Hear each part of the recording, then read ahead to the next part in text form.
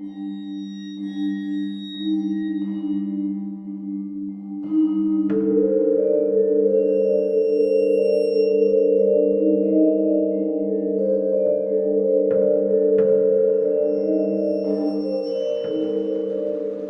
hello, and welcome to Al Dente Rigamortis. I'm Review Cultist. And I'm Mikey, the E stands for evil. And we're here to discuss those internet stories, most creepy and most pasta. Tonight we have Where Bad Kids Go and The Keyhole. So for those of you just tuning in, creepypastas are short internet stories copied and pasted across the internet, usually creepy and usually scary or weird in some respect, and they're on Reddit No Sleep, forum threads, Wikipedia pages. Go Google it. So, and yeah, we're doing Where Bad Kids Go and The Keyhole. So, two ones that are done by Anonymous, basically. Because as far as I could tell, I could not find the origin, even when it was, I went on to knowyourmeme.com and I could not find, they have an entry for it, for at least one of these, but they do not have even the origin year when it started circulating, so. Well, part of the problem is that these ones have definitely been copied and pasted across the internet.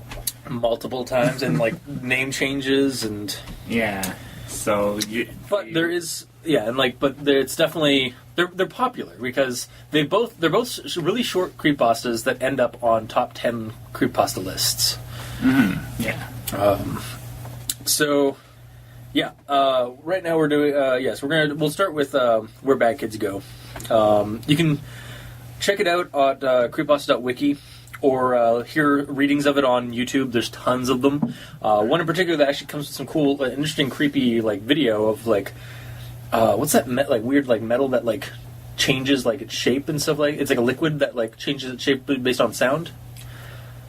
I can't remember. All right, so. But that's the one that's linked on the Creepypasta. But good luck finding it. Oh no, it's called The Little Fears, the YouTube channel. Well, I actually had to search YouTube to find it, even though it looks like there's a link to it. Well, honestly, that's also because the Little Fears is actually on our is somewhere on the queue that I have of things to talk about on the show, because Matt from Drunk and the Ugly has brought it up because it's basically its own creepypasta augmented reality game thing, its own little it's kind of like a creepypasta in its own right because of the the videos that are on that channel, they're kind of done up to be kind of in game or kind of in character of being in a creepypasta itself. But that's a whole other episode that we'll probably tackle at some point.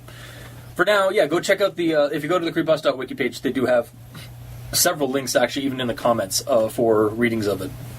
Mm-hmm. And we'll just dive into this one. So, when our narrator was 6 or 7, they lived in Lebanon. During a pretty bad period of bombing and violence, they would stay indoors and watch the strange show. It was a kids' show with very strict messages propagating it. It was also in Arabic, which the narrator couldn't understand much of. As a sign-off bit, this is the creepy part of the thing. Aside from all the bad kids don't stay up late. Bad kids don't eat. Don't sneak into the fridge and grab food at night. That kind of messages. Just weird little strict kind of borderline silly strict rules. Yeah. But the creepy part about it was actually the sign-off bit or the consequential punishment scene that they'd have sign off every episode with, and so they would show a rusted door with screams beyond it, and it's this is where bad kids go in Arabic, and so apparently it had an effect on our narrator, because about 15 or 16 years later, the narrator has become a journalistic photographer.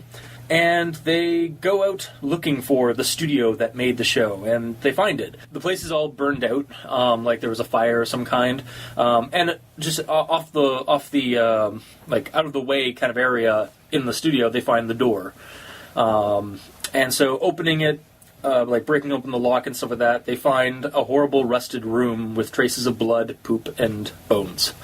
But that's not the most horrible thing that the narrator found in that place. No, it was the fact that what really creeped them out was that there was a caged microphone hanging from the ceiling in the middle of the room. The end. So yeah, no, that's the stories. It's barely. I think it's about 5-6 paragraphs long. Yeah, it's not long at all. So my thoughts with this one. Here's a quote, actually, to start off with. Also, if you are hearing any kind of bumps and weird, like, ambient sounds, it's just because we're in a bunker. Oh no, they've caught on to us. So yeah, let's start off with a quote. It was very weird, and in Arabic to top it off. So this sort of bugs me, because the narrator is 6 or 7 in Lebanon, a country of predominantly Arabic speakers. Like, I looked it up. Like, the main language of Lebanon is Arabic. And they are having trouble understanding the TV show that's that's done in Arabic. Or finds that weird about it. Why? Like, even... Well, think about it. Like, if their schooling is like it is here, 6 or 7 is, what, grade 2? Yeah. So they have a grade 2 knowledge of words, so they can understand some, but not all. Yeah, but again, I'm also I'm assuming that it's for their kids. Yeah, it is also for kids, and I'm also expecting that, like, there's some different, like, I have some different points about this. Even if they were only in Lebanon, like, for a short time, like, they weren't actually, like, a native speaker, like, living, or they weren't born and raised in Lebanon up till 6 or 7, and they don't speak it fluently or anything like that, or, like, even, like, have a basis for it. The shows on TV would be of the language of the people. Yeah, but or for the kids that live there. It becomes a difference between reading and writing versus speaking. Speaking is a lot easier to do, and to pick up versus reading it. Which is why literacy is such a big issue. So, again, take it back. Then why would it be in... Okay, well, in that case, to counter that, why would it be... If that's the case, then why would it be in Arabic? I almost said Lebanese. Wow. Well... in Arabic. Because they're still... Trying to teach the kids, yeah. Well... Or... It might be for the next... people older than him, slightly, that watch this. Because when you're 6 or 7, you're not going to stay up late. Okay, fair enough. You crash before midnight. Although, was this really like I don't think the story actually says like that it was at night when you'd stay up. Is it actually say that? Well, no, it says bad kids stay up late. Yeah, but that says then they said bad kids don't eat like food at or don't sneak into the fridge at night and grab food. Like, but I think at the beginning, like, I don't know. I guess maybe this is me just insinuating something. I sort of figured like because like he'd stayed home because of the bombings and stuff like that. It was during the day he was getting this, or or even the morning or something like that. Well, but again, that could be just me just assuming something. And well, you don't know when the show is being broadcast, but it's the message that it's sending is the bad kids stay up late, and he's 6 or 7, and he's staying up late probably, or he could be. It's hard for him to stay up late because he just shut down at a certain time. Like my landlord. Had 6 or 7-year-olds, and they were down by 9 p.m. Yeah. Like, out like a light. You could not re-wake them up if you wanted to. They were just gone. Till the morning. Yeah, so that's, like, this is obviously targeting a slightly older audience than what our protagonist is. Well, that's another thing, like... The other thing is, like, him just saying, oh, like, and this happens, like, twice in the story, like, him being like, I was 6 or 7, choose one. Yeah. Or, about 15 or 16 years ago, choose one. 16 years later, yeah, it's like, well, like, so you're either 21 or 23, I don't know. Exactly. No, that's exactly my point about that. It's like, just choose one, like... Just give us how old you think you were. And you can say, I think I was 6, or I think it's been about, or it's been or actually for that one it should just be it's been about 16 years. Don't go 15 or 16 because that's way too much of a generalization. Or I guess the best word is I believe I was. Yeah. So, I did have actually something to make this a little bit like I think would make this a little bit creepier, or at least give this a little bit more of a drive to like find this place because like. Guy leaves like Lebanon, or I assume he either leaves Lebanon or he grows up somewhere in Lebanon that's a little bit less violent and whatnot, and becomes this photojournalist, right? Mm-hmm. So it doesn't seem like the show it's presented like him being there doesn't really see to me of being a show worth exploring after 15 to 16 years. Or being that nostalgic. Exactly. Like you're 6 years old. I mean, like, I know shows that, like, I've, like, checked out from my childhood, like on retro TV or whatever, those like YouTube, those websites and stuff like that. But, like, I don't go seeking out the studio. Like, I'll maybe, like, browse Google or something. Oh, I'll, like, check out my old neighborhood and stuff like that from when I was a kid. But I'm not going to go searching for a studio of, like, a company. Like, I'll maybe, like, see if I can find some videos online of the original show. But that's about it. My creepy, or what I think would be a creepier or a little bit more of a driving force for the story would be if he weren't in Lebanon and somehow picked up the channel frequency to watch this creepy or this weird Arabic video or TV show.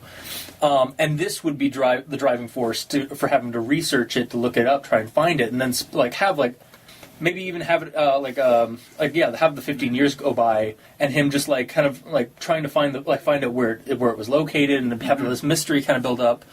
Give him a reason. Then to seek it out, and that's the other problem with the story, is that it's just too damn short. It's barely 5 paragraphs long, and while it's a quick, little eerie read like story, I feel like there could be so much more going on. Like, give us a bit more insight on like how the show affected this narrator through the next 15 years. Like I said, like it would be better if it was like maybe he was an English speaker, or it doesn't even have to be English speaker. It could be any like other country that's not like Lebanon. Or an Arabic country, and then he just like his weird cable TV or whatever, his like antennas picked up the signal. It could be somewhere in like Europe, like in France or whatever, and he finds it, and then he spends like the next 15 to 16 years off and on like looking for it, because for some reason it's had an effect on him. And I mean, the creepy, like the ending of the show is kind of creepy, like just going straight to a door. It's like, this is where bad kids go, and like having the screams and stuff like that, but. Yeah, is this why he, and my other thing is, like, is this why he became a journalistic photographer? Did he leave Lebanon? Did they leave Lebanon? If so, where to?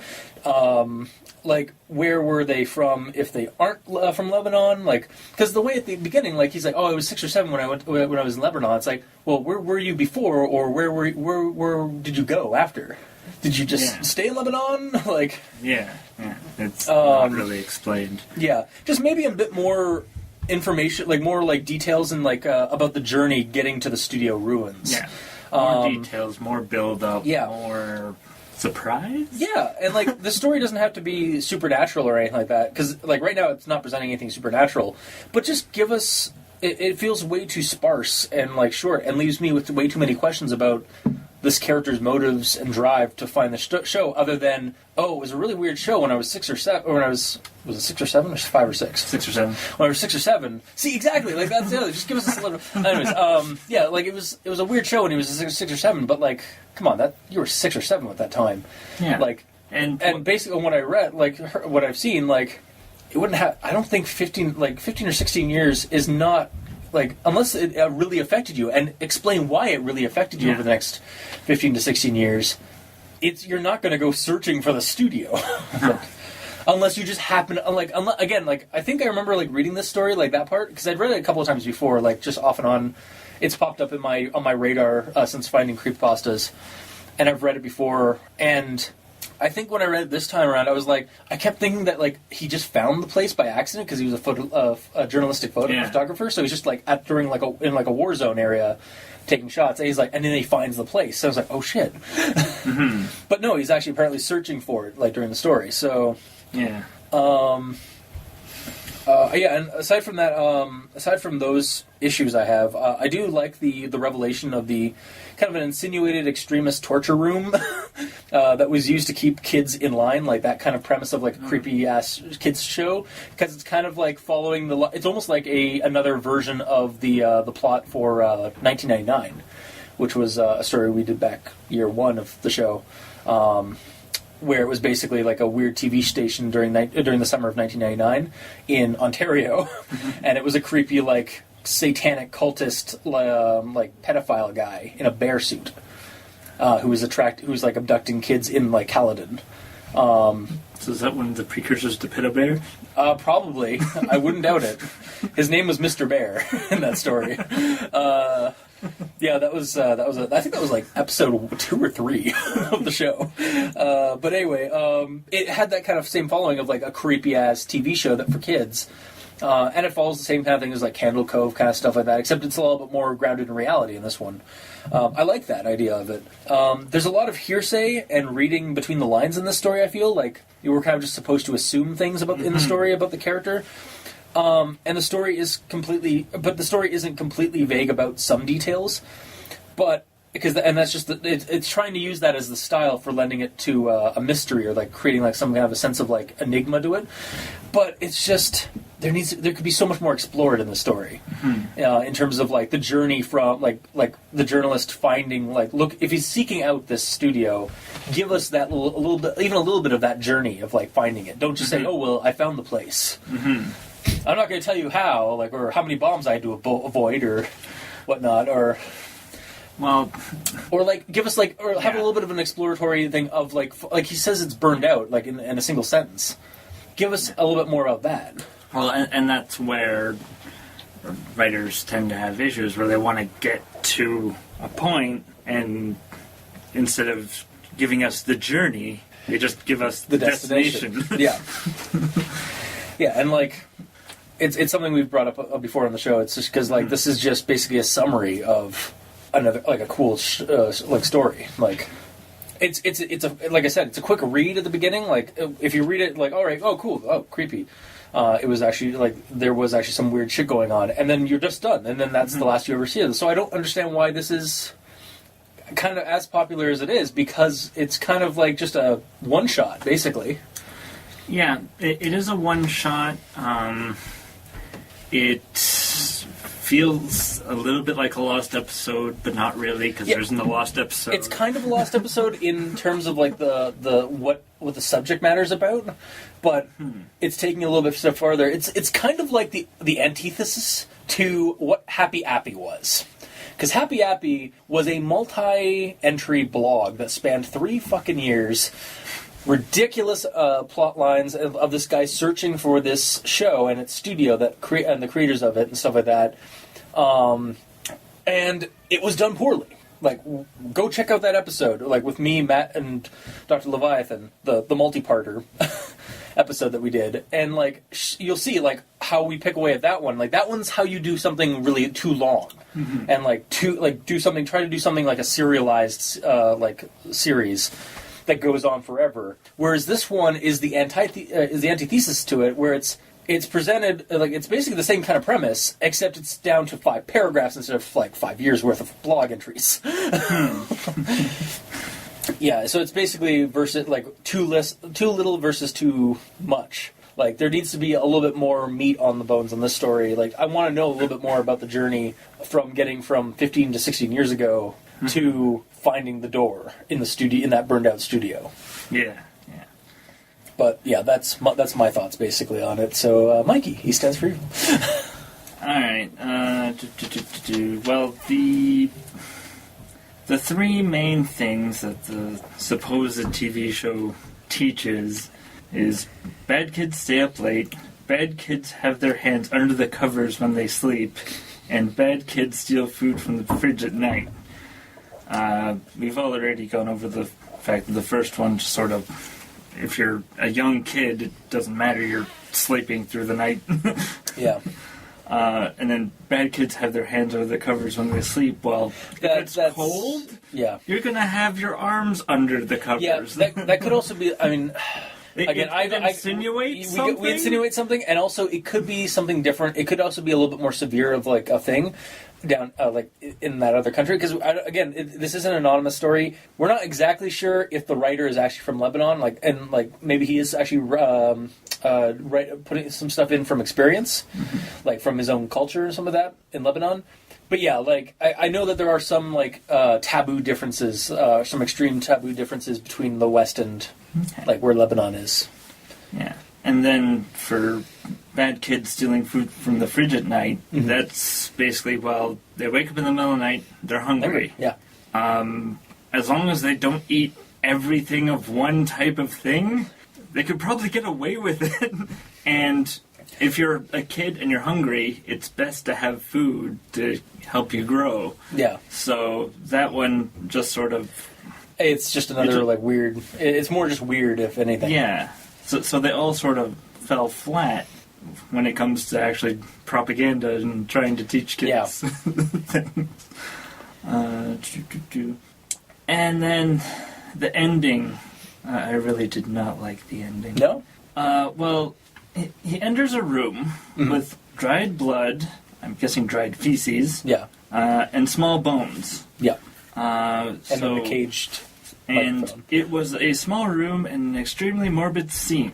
Okay? Yeah, it's not very morbid, but it was some of those... But yet none of that phases him, except for the microphone attached to the ceiling. And then he gets the heck out of Dodge. Yeah, he just knows right. Like, did a caged microphone kill your family? Yeah. I think the revelation is supposed to be that, oh shit, that's where like he sees all this scene. I think like the morbid scene about him, like the feces, the blood, and like bones, hint at like, oh shit, they actually were torturing and killing children in this room, and using the audio recording for the show. That's kind of the buildup of the revelation, and like that, like I guess the turning point was the caged microphone like thing. I think it's actually I liked the revelation of like as a whole. I don't think that the microphone probably shouldn't have been the tipping point. Yeah. Like maybe also for some, I had to reread the story because I honestly thought when I was doing the rundown, like writing up the notes for the rundown, I literally thought that there was like chains on the walls as well. But then I reread, no, that was just must have been another story we had done because that was not in there. But yeah, I think it should have been like maybe not just bones, like maybe he found some bodies. Well, yeah, it's like if it's not just some tiny bones, like it could be squirrel bones for all we know. Yeah, squirrels in them. I don't know if that animal bones. That's all you need to know. Semantics, I understand, but I'm being a dick. Squirrels are everywhere. All hail the mighty Squirrel King. All hail the demon squirrel.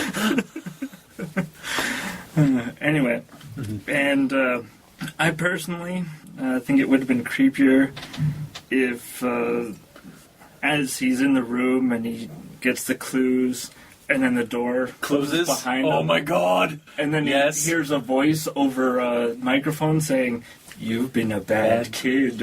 Oh fuck! That would have been a good end. And then well, if you have an end there, then how did he get it back? Exactly. But That's then who was phone? But then continue on to have him trying to escape through this torture zone area, basically, or this gauntlet of like horror. Yeah, exactly. Like that's the other problem with the story. It's just kind of. He just nopes out of there, and as it's getting good, like he's just found a serious, a possible atrocity, and then if the door suddenly closes, like you've been a bad kid, haven't you? It's like, oh shit, they know. Cheez-Its. Yeah, like it would be so much creepier if, and then again we have some more plot. Yeah. How does he escape this whole thing? And we have more of an adventure in the story.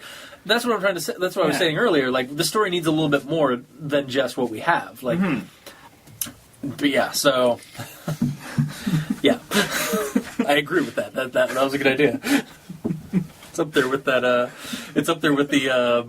What if it was being broadcast in another country, then the character driven to it, or that whole thing from Bedtime 3 or 4, I think it was Bedtime 4, where I basically proposed that it was the guy's wife was in the closet and the thing was actually sleeping beside him the whole time. But all right, continue. And that's pretty much all I've got for the. That's all you got for Where Bad Kids Go? Yep. All right. Because it was short. Yeah. So we like I said earlier, these two are short stories that have ended up on top 10 lists, like a couple of them. And again, after reading this one, because I've read it before multiple times, just off and on, over the course of my creepypasta reading career or just hobby, and Yeah, I'm rereading it. I'm just like, I don't understand exactly why this one is on a lot of the top 10 lists that I found. I'm wondering if it's probably because of the reveal. That it was... That this is the room where kids were screaming and being killed and tortured and stuff like that. Yeah. Like that sort of, you have to come to that realization a bit on your own, because it's not really... It's told that in the show... Yeah. Part of the reason why I think this creepypasta is popular is because of the revelation at the end. Yeah. Where, if you're paying attention earlier, when he's talking about the TV show, at the end, there's the door with the screaming. Yeah. And if you actually listen to the YouTube... Oh, yeah, the YouTube video by the Little Fears has... at the end, it adds it. And basically stops the narrator stops the reading of the story, and the screaming and stuff kind of keeps going on, lingers a little bit longer. Yeah. I actually listened to that because of the fact that it was linked to the creepypasta, but just a pain to find that specific reading, because it is... I thought it might have been something more than just a reading, but it was just the reading with that little extra, the screaming. Yeah. But it's the whole that, okay, there's a show, it shows a door with screaming in the background, and then he gets there, he finds the door, and we see what's on the other side, and then you go, it wasn't just an audio track. It was, there was something going on the other side. Yeah, no, I can get that. And again, I like the revelation at the end of the story, because it does kind of lend you with that. It just seems like the story itself is too short to really aside from that. I guess maybe that makes up for the. You think that makes up for the shortness of the story, or the bare bones of it? I think that's essentially what makes it popular. Okay, is that as long as you get the revelation at the end. You get that thrill. And you're like, oh yeah, that's and then good. And then basically the creepypasta does its job, basically. Yeah, and that's essentially what it is that it gives you, it pays you in creepypasta dollars. Yeah. You get your creepy. Yeah, as long as it works. Yeah. For me, I was just like, really? It was the microphone that tipped you off? That's what scared you the most? Not the fact that you're in a room where people were probably murdered and tortured? Yeah. Well, and you have to think, 16, 17 years later, that's really dried blood. Yeah. Seriously. Well, who knows how long it would actually be creepier if it was all fresh. Yeah. If it's still going on. Yeah. That would have been a creepier revelation. It's no, it's not. This place was abandoned and it's not been done. It's it's still there. Or what's worse is that everything else has been abandoned, collecting dust. This room is still perfectly fresh. Mm-hmm. That would be fucking creepy. Yeah, yeah. But as it is right now, I guess the revelation at the end is kind of what makes it, or what brings people coming back and oh yeah, that was a creepypasta. I'm gonna put that on my top 10 list. Yeah, that's really the only thing that I can think of. Yeah, that makes sense. And as we go on, the next one that we're about to do, has the similar twist. Wink, wink. Nudge, nudge. Oh yeah, I didn't even think about that. I think I did also choose both these together because they both involve a door. And we'll get into that with Keyhole, also known as White with Red or Red. Again, another anonymous author. However, you can check out multiple readings of it on YouTube. One in particular I checked out was The Creepy Bookworm. So again, I'll leave a link in the description below. And yeah, so we'll just dive into this one. So a man checks into a hotel, and the woman at the counter gives him his key and also tells him to not go near the room with no number. So at some point he does so because he's a horror movie protagonist, or a horror story, a ghost story protagonist, and looks through the keyhole of the room with no number. The room was exactly like his, except for a woman with pure white skin leaning her head against a wall facing away from the door. Not directing attention to himself and really confused by the whole thing, he leaves.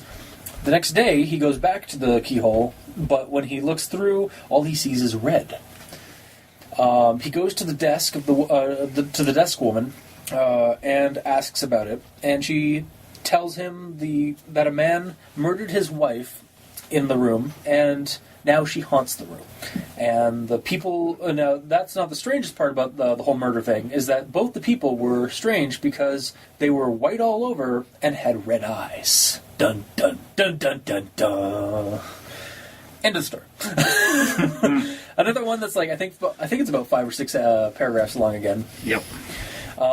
So, for me, this one is kind of an age-old ghost story. Like, I'm pretty sure I've heard the story outside of creepypasta circles, as just like like a campfire story, or like just a ghost story that I've heard on TV and like short films, or even like I think it's even like it was on like a ghost hunting show or something like that. It was like one of the teams went into a hotel that was supposed to be haunted. That was one of the ghost stories, I think. Or at the very least, I've seen like similar scenes in horror movies to get that creepy moment, right? It's short, it's simple, and the spooky reveal is kind of spooky, if very familiar, to me anyway. However, there are some issues with this pasta for me. So the woman's eye is looking back through the keyhole to give the red effect. That's the big creepy reveal. Yeah, that's the reveal, and you have to. But here's my problems with that. Wouldn't you be able to see or make out that it's an eye, like with the pupil? Unless it's cataract and it's all red, or again something supernatural or something like that. I feel like you would still be able to see detail, like the details of the pupils. I don't think there'd be much blurry obscurity unless they're using a camera, because that's kind of the point of a keyhole, or that's the point of a peephole in apartment room buildings or apartment rooms anyways, is to be able to see right through it, and to see at least see like enough detail that you can like make out the person. It wouldn't be like a blurry image unless you again put a camera to the thing and then it can't focus enough. However, I do have some theories to it. It would look weird, but again, like it could maybe it's because it's like cataract, so it's all like kind of like this milky red, like it's like you can't really see anything else but this red on the eyes, or maybe because it's a ghost, it's supernatural, you're seeing a slight like luminescent red. Because otherwise, the other issue is that there would be no light coming through that keyhole because she's blocking it with her body, or he is by looking through it, so it would just be dark, so you wouldn't see red at all. Well, that's the thing. If you block the light, you'd still have some lights. You'd see some red of the eye. You'd see like a red tinge, but you wouldn't see like you wouldn't see pure red. Yeah, like it would be like it would be dark with some like weird red tinge. So, and this kind of segues into some further stuff. Like, why at the end have this like just kind of shoehorn in that they were albinos or white skinned and red all over, or white skinned and red eyes. If she's dead or a ghost, generally it's accepted that they're pale white. Yeah. So that's why, and further on the red eyes, and to deal with the lack of light or absence of eye detail. Why not just have it that it's just glow? They're just red and glowy, or kind of slightly glowy, because again, ghost. Again, so like you don't really need this albino explanation shoehorned right at the very end too. Like it's just like, oh, and furthermore, before she murdered them, something you should know about them. They were albino. Yeah, and the fact that it's a man who murders his wife, and they're both albino. Yeah. The chances of that happening are incredibly slim. They met each other in an albino convention or something. I don't know. they met each other because there's similarities. And for both of them to have red eyes. Yeah. Well, albinos species, anyways. Albino species, but humans. The red eye is rare. Yeah, it's true. Because I'm thinking of animal stuff, and I'm just like I was also trying to rack my brain on when I've seen albino people, and the name the eyes generally aren't. They're usually blue, aren't they?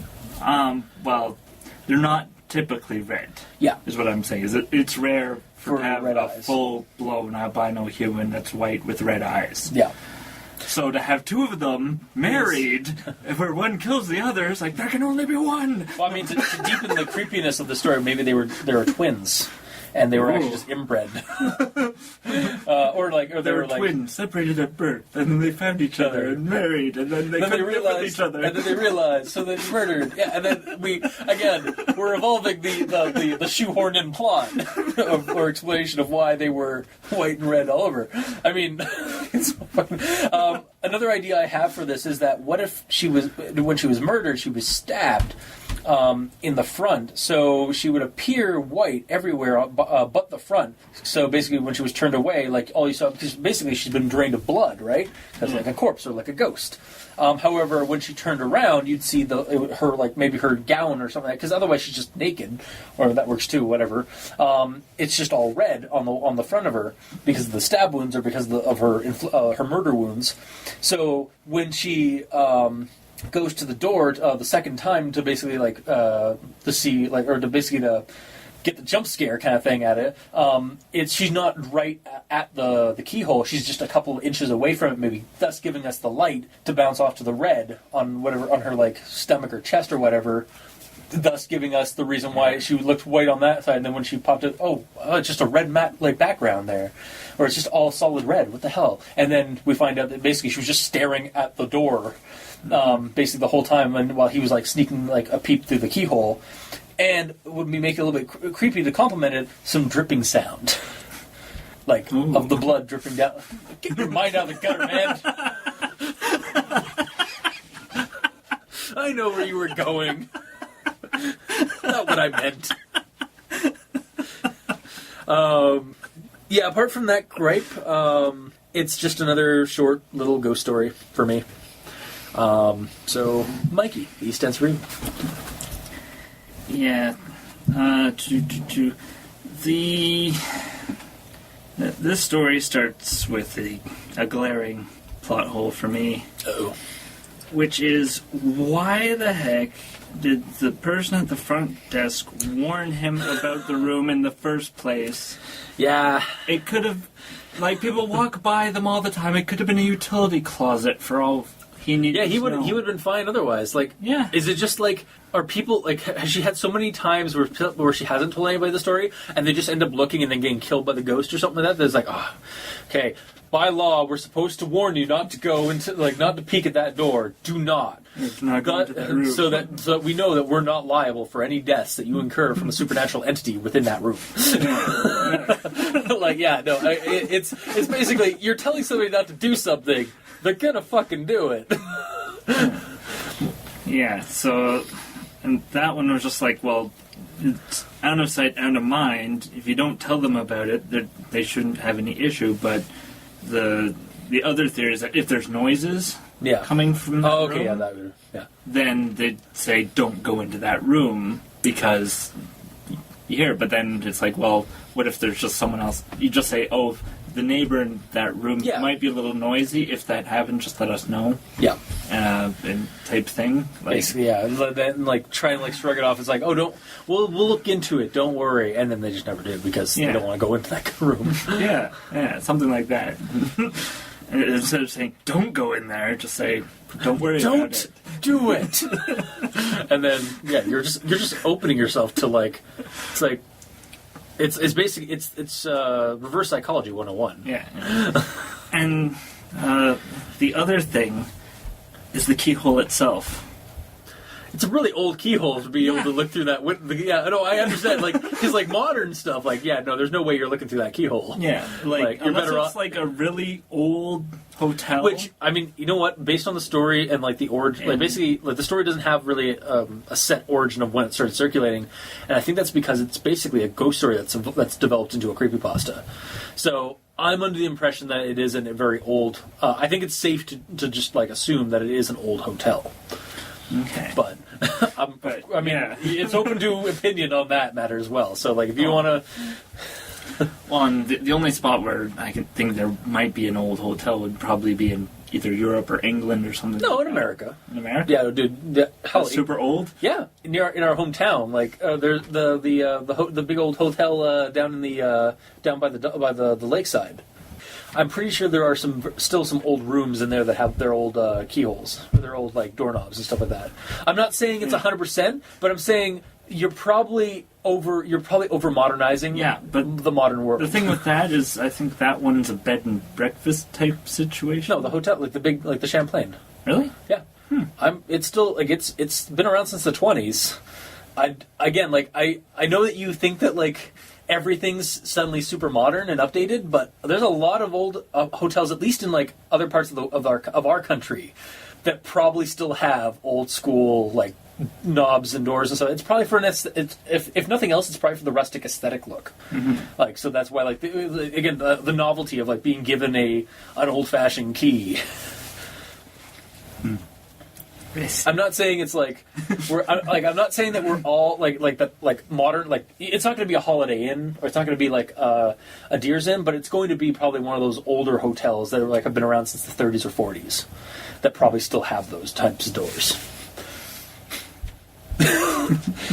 Sorry to just shut you down there on that. Sorry. Anyway, so yeah. And this also shattered my dreams of becoming a ghost. What? Because apparently I have to be an albino and have an albino significant other that kills me. Clearly that's why she's a ghost. Yeah. What? Only albinos become ghosts, you know.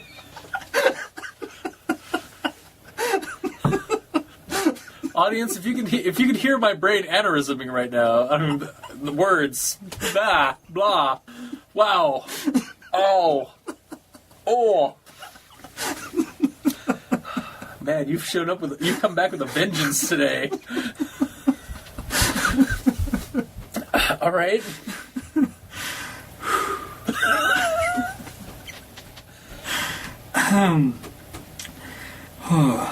Okay, so. Yeah, those were the main issues I had, the glaring plot holes. Although, I will note that there is a video adaptation. Yeah. That was done in 2013. That's actually pretty well done. Like a live action video, or yeah, oh cool, live action. Yeah, I think like I said, I recall seeing like short films done like of the same story basically. Yeah, and they did a fairly good job. I'm sure Review Cultists will find the link and I'll post it wherever this gets posted. I'll leave it in the description below. So, was that it? Yeah. Oh, shit. There wasn't a whole lot. It's a short story. So, like I said, for the as with the previous one, so why do you think this one is as popular as it is? Because I mean, this one has a little bit more merit because it's a little bit more, like it's circulated definitely a lot more. Well, this one. It gains points for its simplicity. Yeah. It's not being overly complicated, like, oh, this show that used to exist. No, it's a hotel. Yeah. Hotels exist everywhere. Yeah. It's basically, again, like I've said, like, it's a very familiar narrative. Like, a person goes to a hotel, and there's a ghost story in the hotel. Or there's a story about one of the rooms that's haunted. Like, whole novels have been written about that. Yeah. Read 1304, I think, was it? Whatever Stephen King's like hotel one was. Sorry, our Stephen King fans, that me just falling short on a name. Or like you said, like there's a short film that's been adapted for this one, and like furthermore, like it sounds like the kind of like ghost story you'd hear from from an old hotel, like from the people like trying to add like give a little bit more flavor to their little hotel. And it is clearly popular to have the short video made of it. They have multiple stories. Yeah, they have multiple renditions of it. But yeah, like again, it's a very simple ghost story. Yeah. And the whole going back to it, the revelation at the end. Yeah. That is a big thing. If it gets you, you go, oh man, that was good. Like, that was good. Yeah. And the thing is, when I read it, I did not get the revelation. Like, I was just like, oh, like, because they explain, they put a cloth over the door type thing. So and then that's when they was, and then they explained the red eyes, and I was like, okay, so they're albinos. I'm not serious. So there goes albinos. Also, it's like he was going to knock on the door, or he refrained from knocking on the door, and it's a good thing he did. It spared him his life. It's like, so what's this thing do once it gets you? Like, I think that should have been added at the end as well. Like, I think get rid of this albino explanation shoehorned in at the end, and tell us why. Like, what happens to people who do like actually try knocking on the door, and like, does it kill them? Like, because otherwise, I'm not. Aside from like, oh, it stares back at you through the keyhole. Ooh, so scary. Wow. I mean, and that's always like that's a good like that's actually a really solid. It's simple, but it's a solid jump scare. Well, to have something and you're looking through a room, like fucking video, like Silent Hill's done it a couple of times where you look through a hole into another apartment room, and like you see something like a person off in a corner, and then you like go away and you come back and they're not there, and then suddenly red eye. Like again, I'm pretty sure I've seen that scene in a couple of movies I've watched in the last couple of years too. So it's an effective scare at the very least. Yeah, for a revelation, and then it leaves it up to interpretation of what would happen if they went in the door. It's like, and maybe the guy's just happy that, or the receptionist just happy that they didn't do it. It's like, oh, I don't have anything to clean up. That would have been, it's like, wait, what? What do you mean? It's like, oh man, like, and I mean, she's gone for, like, I mean, luckily, like, she leaves after she does what she does with the, so it gives us enough time to clean up after, It's like, wait, what? Yeah, exactly. Like, that would have been, like, again, like, get rid of that albino explanation at the end and just add that. And that's a good that makes it even creepier.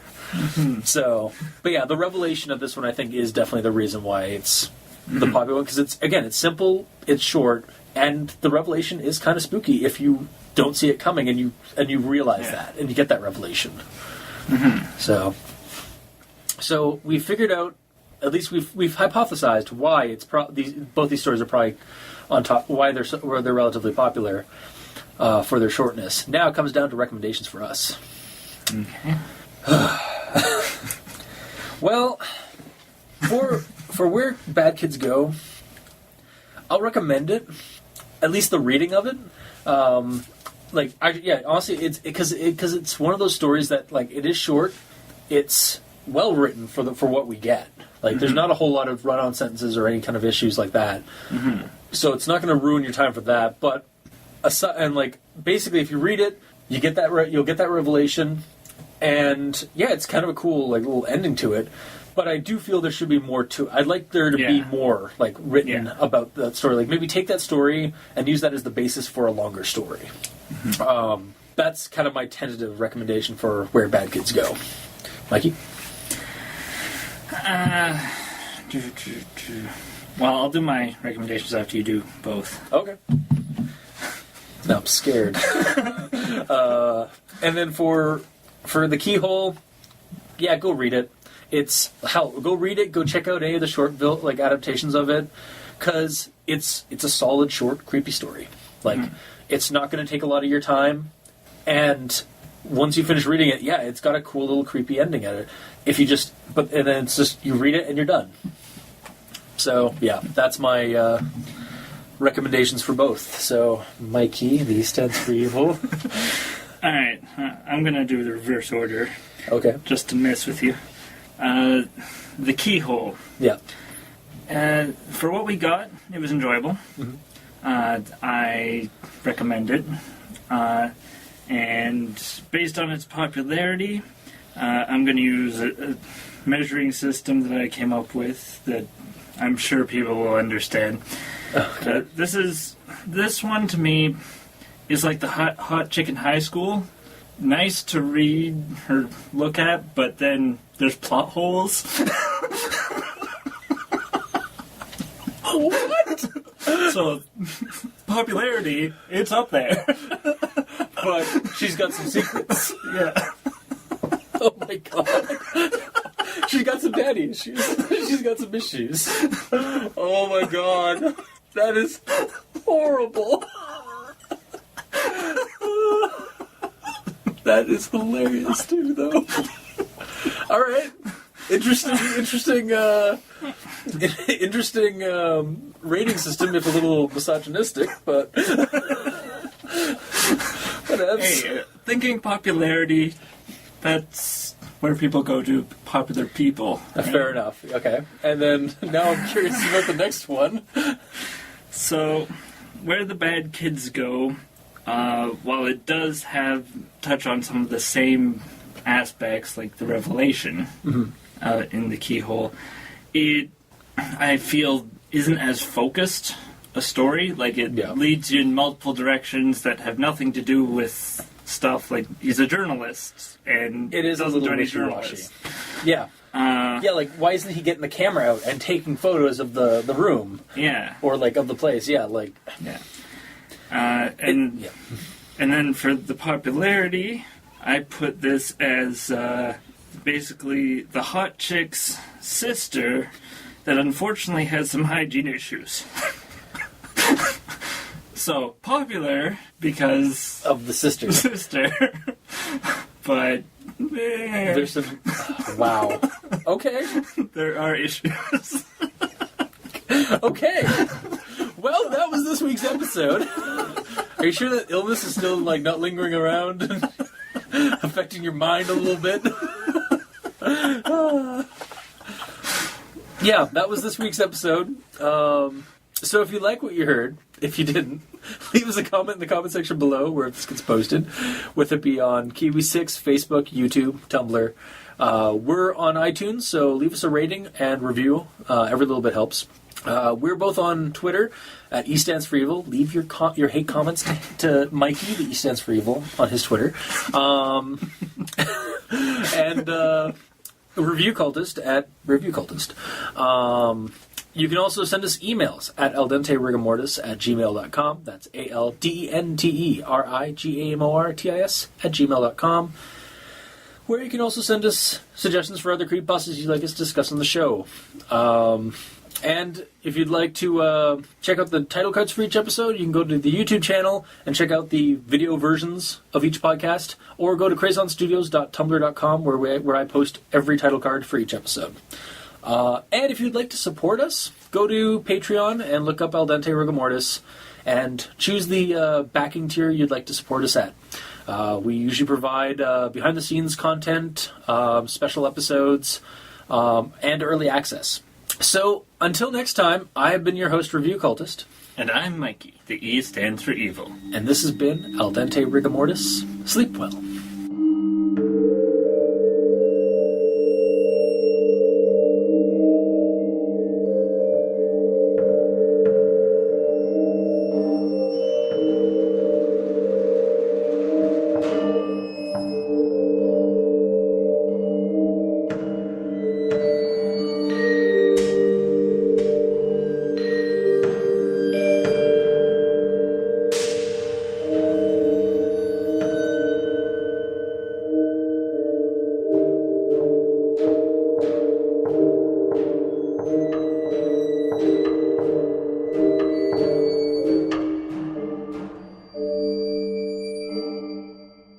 Starting anyways. There we are. Right, excellent is mine.